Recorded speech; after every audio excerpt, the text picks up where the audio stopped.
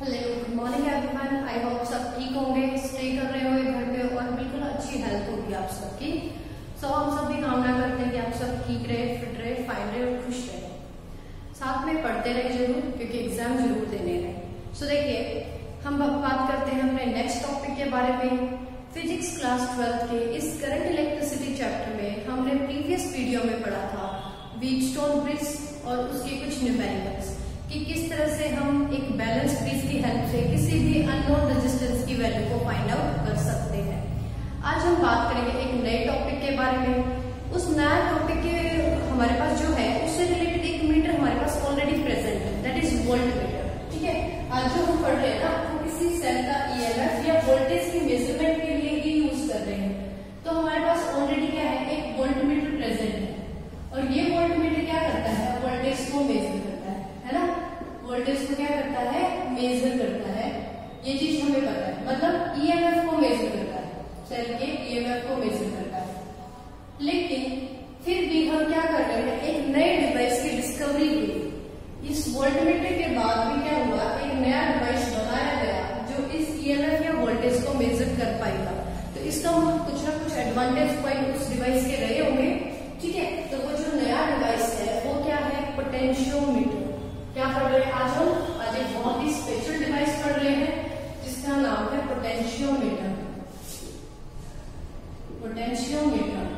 अब ये जो पोटेंशियोमीटर है इसका काम क्या होता है, सबसे पहली चीज तो ये वोल्टमीटर वाला फंक्शन करता है। जो वोल्टमीटर करता है, क्या करता है वोल्टमीटर, ईएमएफ को मेजर। तो ये क्या करता है, ईएमएफ को मेजर करता है, किसी भी सेल के ईएमएफ को मेजर करता है। दूसरा, उससे एडवांस भी कुछ काम करता है। उससे एडवांस काम क्या किया, कंपेयर भी कर देता है। किस चीज को, ईएमएफ को, किसके, टू सेल्स के। दो सेल अगर हमारे पास है तो उनके ईएमएफ को कंपेयर भी कर देता है। तीसरी चीज क्या करता है, सेल के इंटरनल रेजिस्टेंस को भी मेजर कर देता है। इंटरनल रेजिस्टेंस को क्या करता है, मेजर करता है, किसके, किसी भी सेल के। ठीक है, तो ये तीनों फंक्शन किए जाते हैं जिस डिवाइस के थ्रू। उस डिवाइस का नाम क्या है, पोटेंशियोमीटर। होप सो यहाँ तक समझ आया होगा। अब देखिए, एक वोल्टमीटर तो सिर्फ क्या कर रहा था, वोल्टेज को मेजर कर रहा था। ये तो उनको कंपेयर भी कर देता है, उनके रेजिस्टेंस को भी मेजर कर देता है। इससे एडवांस इसके अंदर और क्या फायदे हैं, ये क्या होता है, हाईली सेंसिटिव होता है। हाईली सेंसिटिव का मतलब क्या होता है कि बहुत छोटी से छोटी वोल्टेज को भी या ईएमएफ को मेजर कर पाता है। स्मॉल वैल्यू की जो ईएमएफ है जिसको वोल्टमीटर मेजर नहीं कर पाता, उसको भी हम यहां से मेजर कर सकते हैं और साथ में एक्यूरेटली मेजर कर सकते हैं। ठीक है, इसका मतलब इसकी एक्यूरेसी क्या है, ज्यादा है।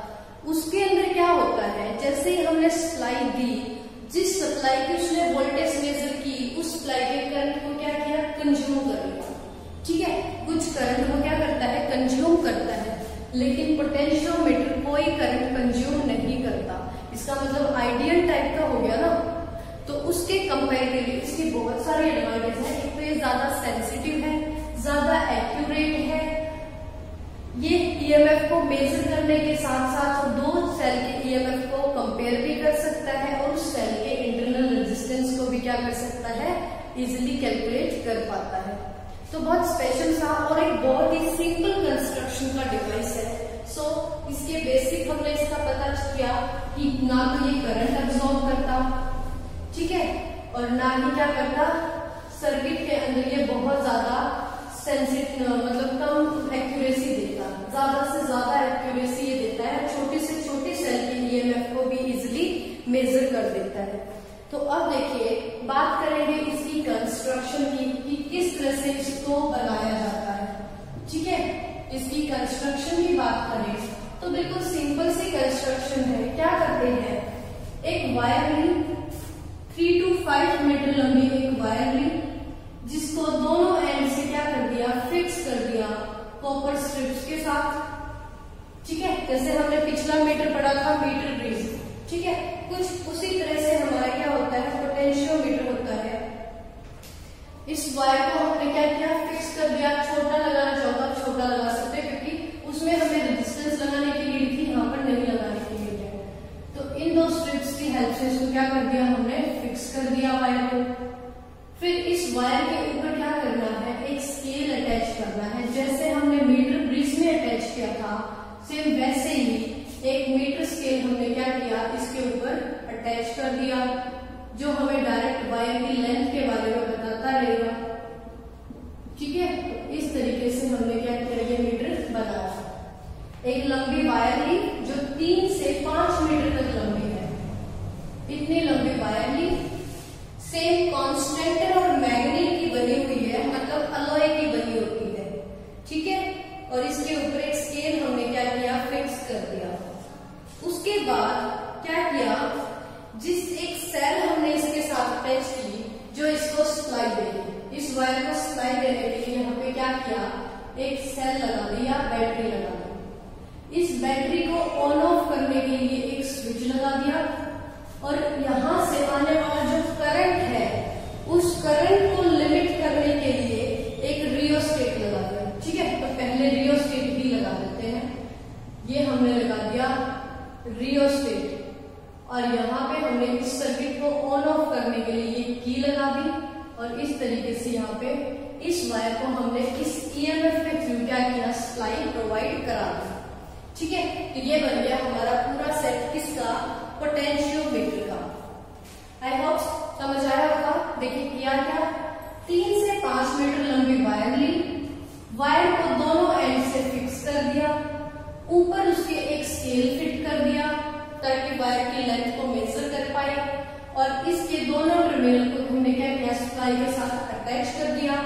सप्लाई में करंट की वैल्यू को लिमिट करने के लिए क्या लगा दिया, रियोस्टेट। ठीक है, क्या है ये, रियोस्टेट। रियोस्टेट मतलब एक वेरिएबल रेजिस्टेंस है, एक रेजिस्टेंस ही होता है जो क्या करता है, करंट को लिमिट करने के काम आता है।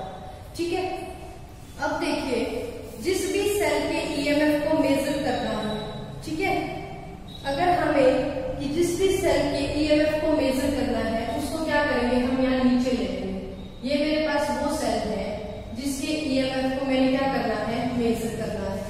तो इसको अटैच कैसे करेंगे, सेम इसकी अटैचमेंट करेंगे एक जॉकी की हेल्प से। कैसे करेंगे, इसके एक टर्मिनल को तो कनेक्ट करेंगे इस सप्लाई के पॉजिटिव टर्मिनल की तरफ, जैसे इसका पॉजिटिव इस तरफ लगा है तो इसका पॉजिटिव भी इसी तरफ कनेक्ट कर दिया। इसके नेगेटिव टर्मिनल के साथ लगाएंगे एक गैल्वेनोमीटर, और इस गैल्वेनोमीटर को किससे अटैच कर देंगे, एक जॉकी के साथ अटैच कर देंगे। ये क्या है, जॉकी, जो इस वायर के ऊपर स्लाइड करने के काम आएगी। किस काम आएगी, इस वायर पर से इसको स्लाइड करने के काम आएगी। ठीक है, और यहाँ पे एक रेजिस्टेंस हमने लगा दिया जिसकी वैल्यू का हमें पता है, दिस इज आर रेजिस्टेंस। एक नॉन रेजिस्टेंस है जिसकी वैल्यू हमें क्या है, ऑलरेडी पता है। सो देखिए कैसे काम करेगा। हमने यहां से सप्लाई दी, तो इस वायर के अंदर से सप्लाई फ्लो करते हुए ऐसे आ रही है। ठीक है, इसके अकॉर्डिंग हमने इसके करंट को सेट कर दिया। किससे, इस वाले रियोस्टेट से हमने क्या किया, करंट की वैल्यू को सेट कर दिया। अब क्या किया, ये भी सेल है, इसको भी हम अटैच, इस तरफ से अटैचमेंट है। जैसे ही मैं जॉकी को इस वायर पे रखूंगी, वायर पे रखते ही ये भी क्या करेगी, अपना करंट प्रोड्यूस करना शुरू करेगी। जैसे ही ये अपना करंट प्रोड्यूस करना शुरू करेगी तो अब क्या होगा, जैसे मैंने इसको यहाँ रखा जॉकी को, तो इसके अंदर भी क्या हुआ, करंट आया। तो गैल्वेनोमीटर में क्या हुई, डिफ्लेक्शन हुई। क्या हुई गैल्वेनोमीटर में, डिफ्लेक्शन। ऊपर वाली सेल से भी करंट आ रहा है, नीचे वाली से भी आ रहा है, गैल्वेनोमीटर में डिफ्लेक्शन हो रही है। अब मैं इसको धीरे धीरे ऐसे स्लाइड कराऊंगी, इसके ऊपर ऐसे मूव करते चलेंगे, और एक ऐसा पॉइंट ढूंढेंगे जहां पर ये डिफ्लेक्शन क्या हो जाए, जीरो हो जाए। ठीक है, क्या हो जाए, जीरो हो जाए। तो जैसे ही मैंने इसको इस पे स्लाइड किया, जिस पॉइंट पर जाकर ये जॉकी के अंदर क्या हुआ, करंट की वैल्यू जीरो हो गई। ठीक है, जिस जॉकी इस पॉइंट पे आई, तो यहाँ पर आते ही क्या हुआ, मैंने इसको J1 नाम रख दिया। इस पॉइंट पर आते ही इस गैल्वेनोमीटर में जो डिफ्लेक्शन थी, जो करंट था, वो क्या हो गया,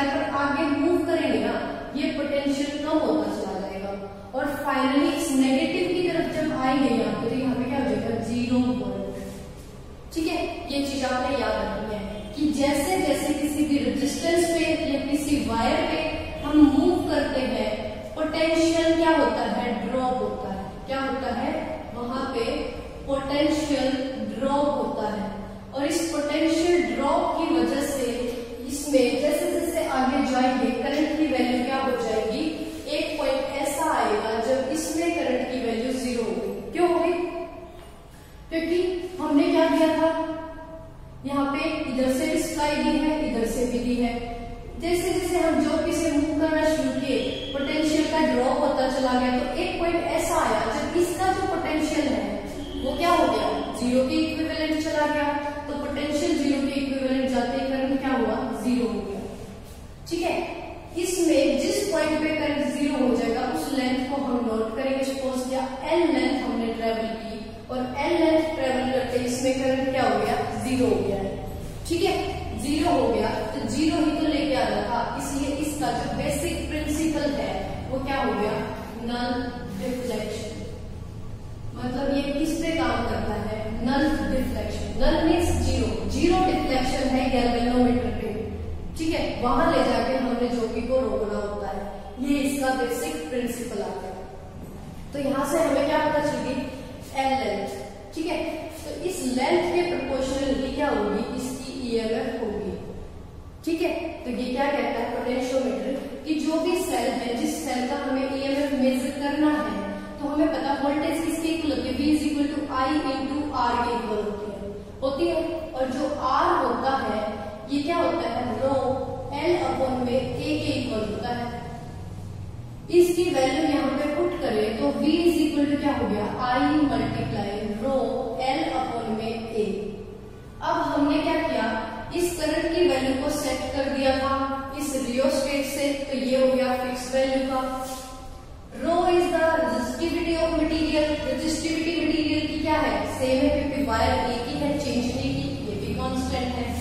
एरिया क्या है वायर का, वो भी सेम है, मोटाई तो कम नहीं हो रही, सिर्फ बदल रही है। तो क्या बदल रही है, इस सेल के कांटेक्ट में आने वाली लेंथ क्या बदल रही है, ये लेंथ कि ये पहले इतनी लेंथ थी सर्किट में, आगे चलते गए तो इतनी होगी। ठीक है, और आगे चलते तो और ज्यादा हो सकती थी, तो बदली क्या, L। ये बाकी क्या सब क्या है, कांस्टेंट है। तो इसको मैं क्या लिख सकती हूँ, V = KL। K यूज कर दिया मैंने इन सब कांस्टेंट के लिए, I, रो और A के लिए, I, रो, A। इसको मैंने क्या लिख दिया, K लिख दिया। तो V = क्या हो गया, KL। अब कांस्टेंट कब लगता है, जब हम प्रोपोर्शनलिटी को हटाते हैं। इसका मतलब V डायरेक्टली प्रोपोर्शनल L था, तभी एक कांस्टेंट लगा हुआ है, तो इसका मतलब वोल्टेज मेजर होगी इसकी किसके साथ, directly in form of length. जितनी लेंथ उसने ट्रेवल की उसी के इक्विवेलेंट क्या है, इसकी EMF है। आई होप यहाँ तक किसी को कोई डाउट नहीं होगा कि किस तरह से हमने इस सेल का EMF यहाँ पे मेजर किया है।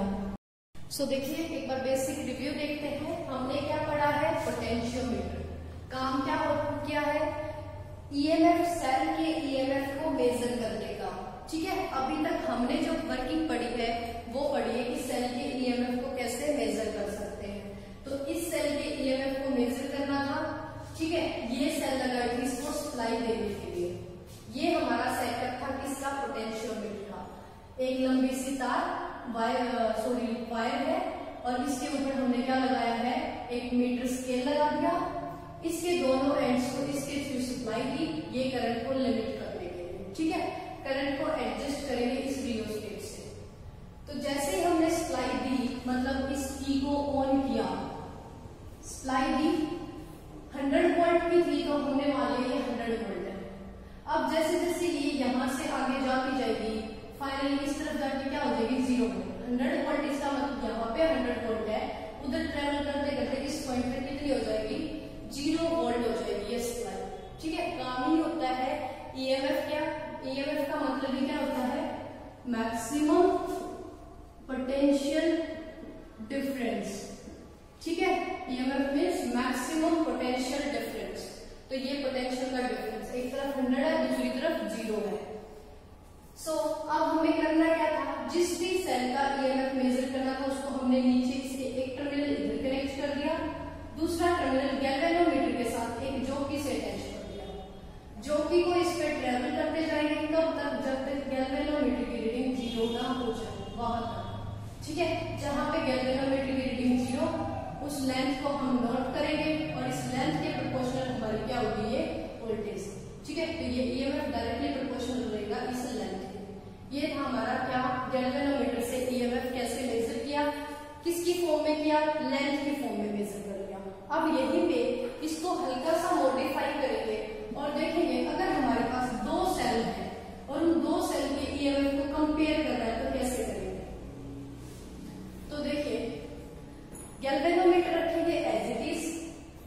हमारे पास क्या है, 2 सेल है, एक सेल ये वाली, अज्यूम कर लिया एक ये वाली है। ठीक है, इसके साथ एक की लगाएंगे, इसके साथ भी एक की लगाएंगे और फाइनली दोनों को किससे अटैच करेंगे, इस गैल्वेनोमीटर से, और फिर यहाँ पे सेम उसी जॉकी से। सिर्फ करना क्या है, एक बार इस स्विच को ओपन रखो, इस वाले को क्लोज कर दो।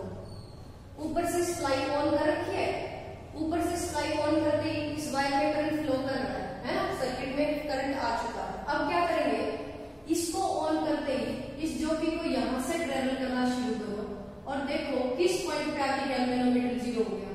सपोज यहां पे आके गैल्वेनोमीटर 0 हो गया, इस लेंथ को मेजर करो, ये होगी L1। इसकी इवन मान लेते हैं, इस सेल की वजह से लेंथ L1 पे आके 0 हुआ है ना, इवन की वजह से L1 पे आके करंट हो गया 0, तो ये क्या हो गया, E1 डायरेक्टली प्रोपोर्शनल L1 के। फिर इस वाले स्विच को क्या करो, ओपन कर दो और इस वाले स्विच को क्या कर दो, क्लोज कर दो। अब दोबारा से इस जॉकी को ट्रेवल कराना शुरू करो, यहां से जॉकी ट्रेवल कराते हुए देखा हमने यहां जाके क्या हुआ, इसमें करंट की वैल्यू 0 हुई। ठीक है, इस पॉइंट पे जाके करंट की वैल्यू 0 हुई, तो यहां तक की वायर को हमने नोट कर लिया कि ये L2 लेंथ की है। किसकी वजह से है, इस E2 की वजह से, इस सेल की वजह से इतनी वायर ट्रेवल करके इस गैल्वेनोमीटर की रीडिंग क्या हुई है, 0।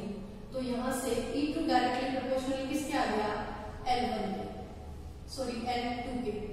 तो इन दोनों की रेशियो निकालते हैं, ये इक्वेशन 1, ये इक्वेशन 2।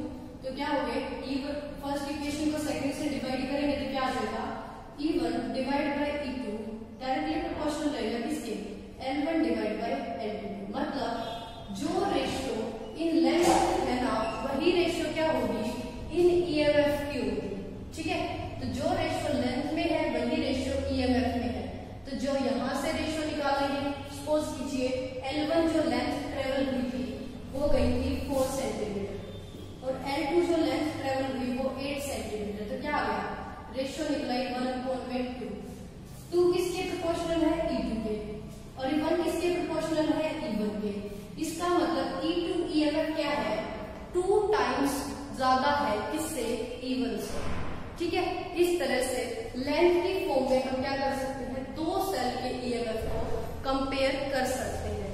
ये थी पोटेंशियोमीटर की सेकंड एप्लीकेशन। अब बात करेंगे कि अगर हमें रेजिस्टेंस मेजर करना है तो हम किस तरीके से रेजिस्टेंस को यहाँ पे मेजर कर सकते हैं। सो देखिए, रेजिस्टेंस के लिए सर्किट को थोड़ा सा और मॉडिफाई करेंगे। अब जब रेजिस्टेंस मेजर करना है, जिस भी सेल का मेजर करना है उसी को हम सर्किट में रखेंगे। तो मैंने सोच लिया मुझे इसका करना है, मैं इसी को सर्किट में रखूंगी, दूसरी वाले सेल को हटा दूंगी, क्योंकि अब की बार मैं सेल को कंपेयर नहीं कर रही हूँ, एक पर्टिकुलर सेल के इंटरनल रेजिस्टेंस को कैलकुलेट कर रही हूँ। तो इसके साथ मैंने क्या किया, एक रेजिस्टेंस लगा दूंगी मैं पैरेलल में ऐसे R वैल्यू का, और ये नॉन रेजिस्टेंस होगा। कैसा रेजिस्टेंस होगा, नॉन, जिसकी वैल्यू मुझे पता है। जैसे सपोज किया 4 ओम 5 ओम, ऐसे मुझे उसकी वैल्यू पता होनी चाहिए। ठीक है, तो क्या करेंगे, दोबारा से सेम प्रोसेस चलना है, जॉकी को यहाँ पे ट्रेवल कराना है, जिस पॉइंट पे जाके ये 0 हो जाए वहां ले जाके जॉकी को रोक देना है। यहां लाके हमने जॉकी को रोक दिया, तो इधर देखा ये लेंथ है L1। L1 लेंथ हो गई 0 डिफ्लेक्शन के लिए। ठीक है, तो कितनी लेंथ इधर बच गई, ये L दो हिस्सों में बट गई, L1 और L2 में, L1 प्लस L2 दो पार्ट्स में ये जो कि ने डिवाइड कर दी। क्यों डिवाइड कर दी? गैल्वेनोमीटर में नल डिफ्लेक्शन लाने के लिए, जीरो रीडिंग लाने के लिए, ठीक है। तो यहां से देखिए, अगर ये L वैल्यू की है तो हमें क्या पता है, EMF जो होता है वो किसके इक्वल होता है, K L1। तो यहाँ पे जो EMF है इस सेल का, ये डायरेक्टली प्रोपोर्शनल होगा L1 के, या यूं लिख सकती हूँ E1 is equal to K L1, ठीक है। प्रोपोर्शनलिटी को हटा दिया। अब बचती वायर से भी तो कुछ पोटेंशियल बच गया ना इस सेल का, तो उस सेल का जो पोटेंशियल बच गया, देखो इस सेल ने तो पूरे को पोटेंशियल दिया था यहाँ से यहाँ पे, क्योंकि तो दोनों के क्रॉस कनेक्ट थे। ये वाली वायर तो इतने भी दे रही थी ना पोटेंशियल, इससे ज्यादा पे तो नहीं लिया, तो इस पे जो बच गया वो कितना बच गया, हमने अज्यूम कर लिया E2 बच गया। तो E2 भी डायरेक्टली प्रोपोर्शनल हो जाएगा किसके, इसकी लेंथ के, L2 के। और इसको E2 ना मान के चलो V वोल्टेज मान लेते, क्योंकि हमने ऊपर V वोल्टेज मान लिया, ठीक है। तो V डायरेक्टली प्रोपोर्शनल हो गया L2 के, तो V इज इक्वल टू क्या होगा, K L2। ये इक्वेशन बन गई, ये इक्वेशन नंबर 1 थी, ये 2, ये इक्वेशन 1, ये इक्वेशन 2। अब क्या करेंगे, इक्वेशन 1 को डिवाइड करेंगे इक्वेशन 2 से, तो क्या आ जाएगा, E1 divide by V, E1 divide by V is equal to K से क्या हो गया, K कैंसिल आउट हो गया, सो L1 divide by L2, L1 divide by L2। ये किसकी रेशियो आ गई, E1 इतने में जो EMF है, और ये बचता इस इतनी जो बच गई वायर उसमें जो वोल्टेज है ये। तो हमें क्या पता है, इंटरनल जो रेजिस्टेंस होता है सेल का वो किसके इक्वल होता है। इंटरनल रेजिस्टेंस का फॉर्मूला क्या होता है किसी भी सेल में, R2 जो होता है वो किसके इक्वल होता है, E माइनस में V डिवाइड बाय V। ये वाला EMF माइनस में इसमें जो EMF होता है और डिवाइड बाय इसी का EMF मल्टीप्लाई नॉन रेजिस्टेंस जो हमने लगाई है, ठीक है। ये फॉर्मूला होता है किसका, इंटरनल रेजिस्टेंस का। इंटरनल रेजिस्टेंस का फॉर्मूला क्या निकला, कितना इसका EMF था माइनस बच गया EMF कितना है, डिवाइड बाय जो बच गया वो मल्टीप्लाई इसके पैरेलल में जो नॉन रेजिस्टेंस लगाया होगा। यहां से देखिए, अगर मैं इसको कॉमन रख लूं या मैं इसको डिवाइड कर दूं, दोनों केस से डिवाइड कर दूं, तो E अपॉन में V माइनस में V बाय V, दोनों के नीचे अलग अलग डिवाइड में लिखती हूँ तो क्या हो जाएगा, E अपॉन में V minus V by V करूंगी तो क्या हो गया, 1 इंटू R, ये बन गया। अब E अपॉन में V किसके इक्वल है, E अपॉन में V प्रोपोर्शनल है L1 अपॉन में L2 के, तो यहाँ पे रख दो क्या, L1 अपॉन में L2, ठीक है। एल्शियम लेके रखना चाहो तो एल्शियम लेके रख दो, तो ये आ गया हमारे पास internal resistance of the wire. So देखिए, इस रेजिस्टेंस की वैल्यू हमें पता थी ऑलरेडी, L1 हम इस स्केल से मेजर कर लेंगे, L2 जो बच जाएगी वो, ठीक है। स्केल ने दे दी L1 L2 की वैल्यू, इसकी वैल्यू हमें पता थी, तो इजीली हम क्या कर सकते हैं, सेल के इंटरनल रेजिस्टेंस को कैलकुलेट कर सकते हैं। आई होप पोटेंशियोमीटर आपको अच्छे से समझ आया होगा। सो देखिए, पोटेंशियोमीटर वोल्टमीटर की तरह क्या कर रहा है, EMF को मेजर कर रहा है, लेकिन कुछ एडवांस काम किए। क्या क्या किया, दो सेल को कंपेयर किया, उसके इंटरनल रेजिस्टेंस को फाइंड आउट किया, छोटी से छोटी सेल के EMF को मेजर कर सकता है, और एक्यूरेसी बहुत अच्छी है, सेंसिटिवनेस भी बहुत ज्यादा है, ठीक है। और कौन से प्रिंसिपल पे काम करता है, नल डिफ्लेक्शन पे काम करता है, ठीक है। इस सर्किट से आने वाले करंट में से कुछ भी कंज्यूम नहीं कर रहा है, क्योंकि एक्स्ट्रा कोई रेजिस्टेंस हमने इसके सर्किट में नहीं लगाया, सिंपल एक वायर है, तो कोई करंट ये कंज्यूम नहीं करता है। ये है इसकी सब एडवांटेज। अब भी किसी को कोई डाउट है तो कमेंट सेक्शन में लिख के बता सकता है। Thank you for watching this video.